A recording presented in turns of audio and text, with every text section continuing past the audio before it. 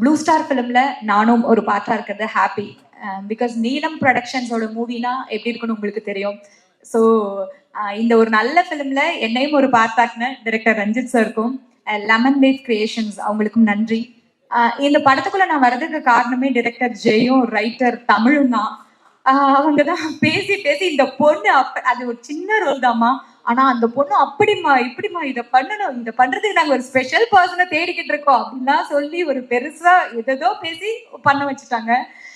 Anchor actually ஆரம்பிக்கும் போது சொன்னாரு, டைரக்டர் ஜெய் வந்து அவரோட காதலையும் தந்து ரியல் லைஃப்ல நிறைய விஷயங்கள்ல நிறைய காதல்களை வாட்ச் பண்ணிருக்காரு போல, அதனாலதான் அவ்வளவு டீடைல்ஸ் இருக்குன்றாரு. அதெல்லாம் கிடையாதுங்க, படத்துல வந்து எல்லாமே அவரோட லவ் தான்.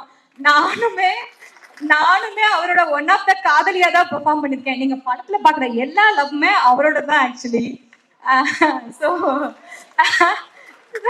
அதுதான் உண்மை. நானுமே அவரோட ஒன் ஆஃப் தி காதலியா தான் பெர்ஃபார்ம் பண்ணிருக்கேன். ஸோ எப்படி இருக்குன்னு அவர்கிட்ட நான் கேட்கணும்னு நினைக்கிறேன். என்ன சார் உங்க காதலியை மேட்ச் பண்ணனா அப்படின்னு கேட்கணும்னு நான் படம் பார்த்துட்டு கேட்கணும்னு வெயிட் பண்ணிட்டு இருக்கேன்.